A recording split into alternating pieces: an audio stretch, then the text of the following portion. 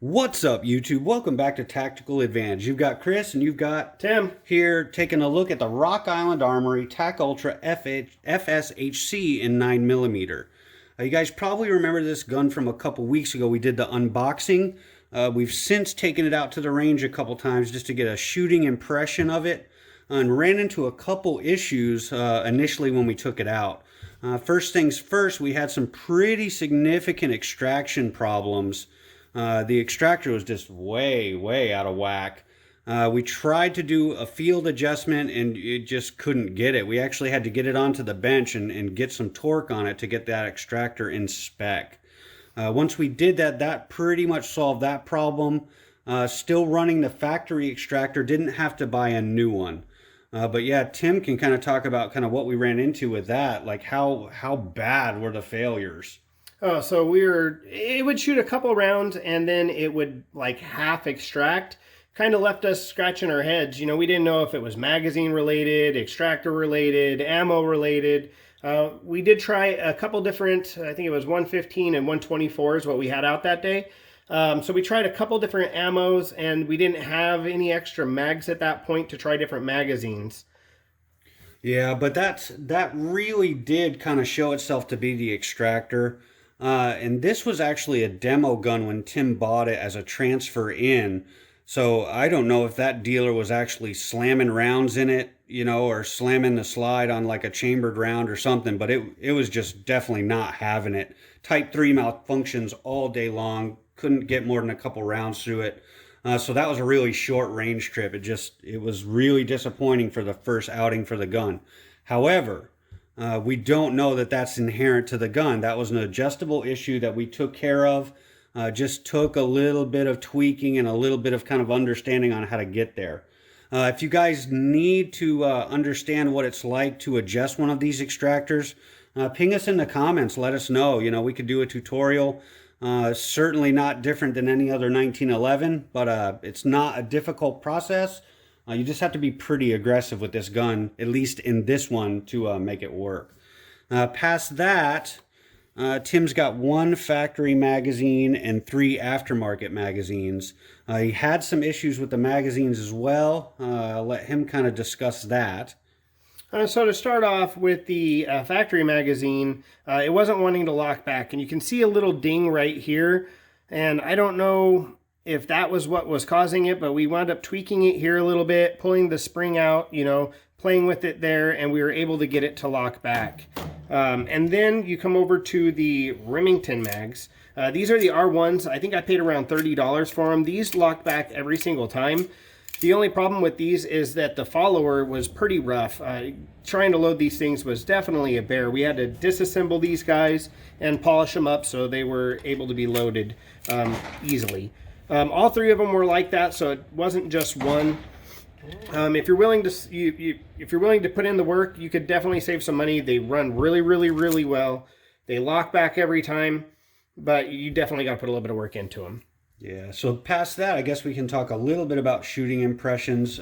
My thoughts on this gun, I have a history with 1911s, especially like 2011 or double stacks. So these don't really bother my hands too much.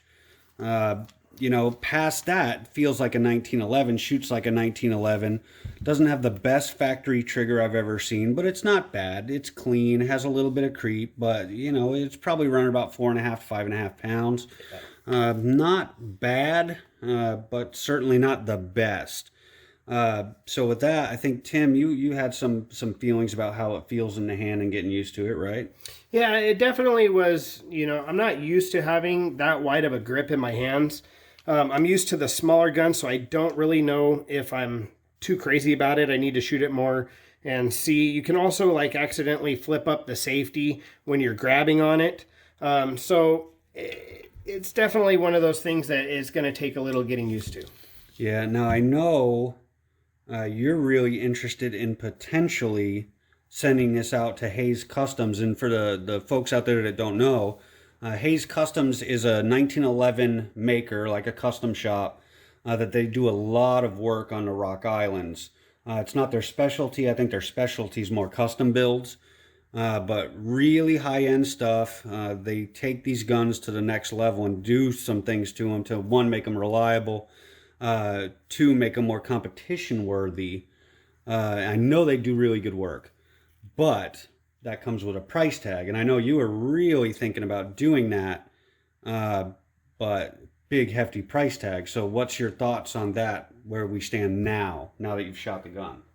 I definitely would like to shoot it a little bit more and see if I can overcome just the width of the grip. Maybe getting some thinner grips might help that out, and make sure I want to put that type of money into it, because you're looking at right about $1,300 for what I would like to have done: slide lightning, red dot added, trigger work being done, recoated.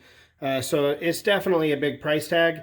I want to shoot it a little bit more before I wind up sending it there and having all that done. Yeah, so this gun was what, roughly $600-700? I think it was right around $700 with everything. So yeah, you're looking at $700 plus the $13 if you do go to Hayes Custom. You're $2,100 in. Mm-hmm.